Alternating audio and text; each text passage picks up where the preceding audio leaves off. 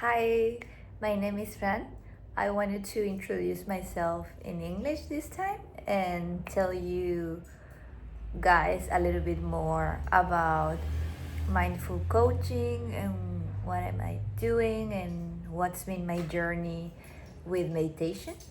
So, I started going to yoga because in my university it was a requirement. So I started going to these yoga classes. I practiced a little bit before when I was in high school. So I could at the end of every practice we meditate or at the beginning. So I had a little bit of an idea of what it was. But when I was in university and I started joining these yoga classes um, as a requirement for sport, we start meditating at the end of every class, so I could feel and experience it maybe like for 10 minutes. And I was really curious because I felt so much peace the first times that I did it. And I also start reading papers and like cases for my studies. I study business in Chile, that talk about like successful people, and like I noticed that many of them they mentioned they meditated. So I was like, there is something here, and because through the experience I liked it, I got a book called I'll say it in Spanish, is Mindfulness, la meditación científica. It's like mindfulness, the scientific meditation. I don't want to be wrong with the name. It's from Martin Reynoso. Let me check what's the name. Yeah, that was the title. I'm roughly translated it. I don't know if it's available in English. The author is Martin Reynoso from Argentina. So I got the book and I read it, and I was like, because I was meditating from like a yoga perspective, and then reading mindfulness, I felt like this Western approach to it. And it was really cool and really clear, so I highly recommend it. And I still having the book. I want to reread it, but that was like my first steps into it. This was like 8 years ago, maybe 9, when I was 20 or 21. And then I started looking for like centers for meditation. I tried some meditation from Korea. I don't even know the method, but it was I went to this house and start ask, and I try it. So I went into a room, sat in these like meditation chairs, and the teacher started explaining on a drawing. She drew like a person and a tree and a house, and she was like, this is how you see like reality or life, or like this is how you see everything. And then she made like a similar drawing next to it, and she was like, but this is how the reality is actually happening. And it was like slightly different, but it was different. And I have that memory because I was like, what am I doing here? What is this? Like, didn't really understand, but kind of. And I still remember that. And now I understand more what she meant with that. And I also, so I stayed there, and she explained their method, which was, so the method was to close my eyes and going back on my life and start thinking of every memory I had, and ask for each memory, please remove this memory. I'm translating what she said in Spanish. Or please let this disappear. And I didn't really understand. So every session you needed to do like 100 of those, or like, I don't know a number, but like 20 or whatever, like you went, sat down and start doing it, and then you kind of count how many times you did that exercise. So it was like since you remember like your first memories until like the last moment, and then you needed to go frequently to the center to do that in the room.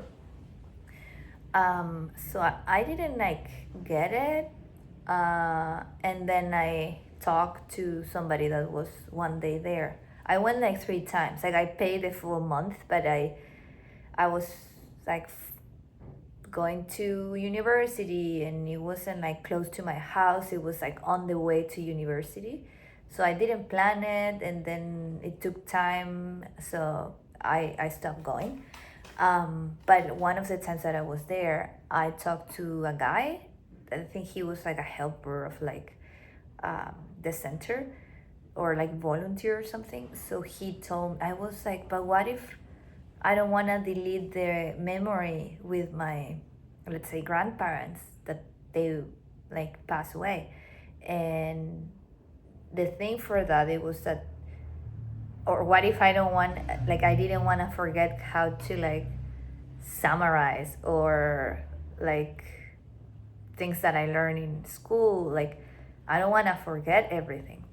But basically, and then I could understand also more like is to don't get attached to the past, because it gives us nostalgia, and like it's like an attachment to those memories. And yeah, like the for the positive ones, but for the negative ones, it's like why we want to keep remembering something that make us feel bad. Like this is like the theory and how they practice. I'm not saying it's right or is wrong. I'm just explaining what they taught me, and in some parts I it makes sense for me. Some I still don't figure it out, and yeah, again, I don't think anything is right or wrong. If I want to feel nostalgia or not, or remember the bad things that happen, but then I noticed like I'll never forget my grandparents, even if I said like please that did disappear.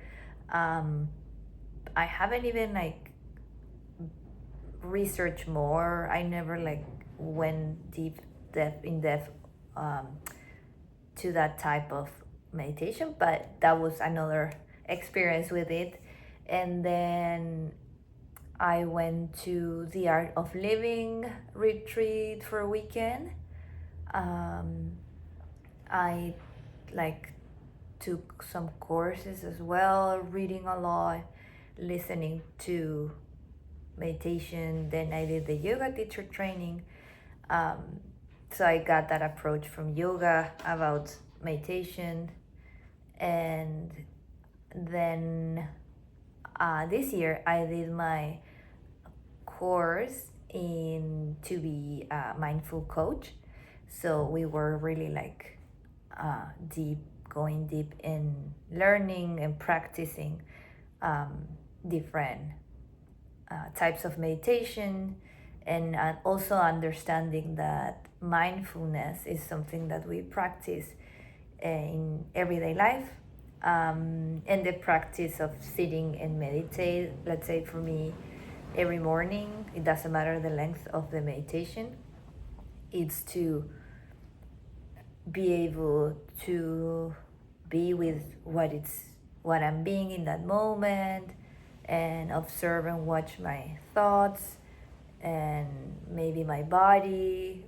Like it's different every time, but it's like going to the gym, and like let's say build muscle, or like train cardio for then like going and do a marathon, or to do a hike, or whatever sport we want to do, or just to be able to take the bags from the supermarket as we go, or people go to the gym to practice something. This is like another type of practice, so that's why it's called practicing meditation. And then the thing that I like and I think is beautiful is that then we can take that capacity, sometimes, not always, when things happen in like real life or daily life, we can like observe how our body feels and have the capacity to observe and stay with ourselves with curiosity, hopefully, um, and with like openness. So that's like in theory and like how I put the intention to meditate when I'm practicing.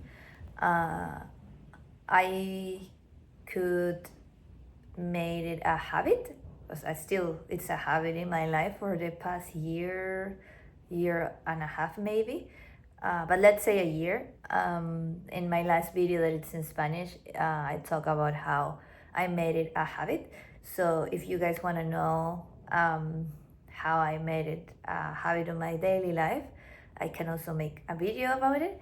But I just wanted to introduce myself and tell you a little bit of my journey with meditation, and yeah, just to share a little bit more. I like surfing. I'm the youngest of four siblings.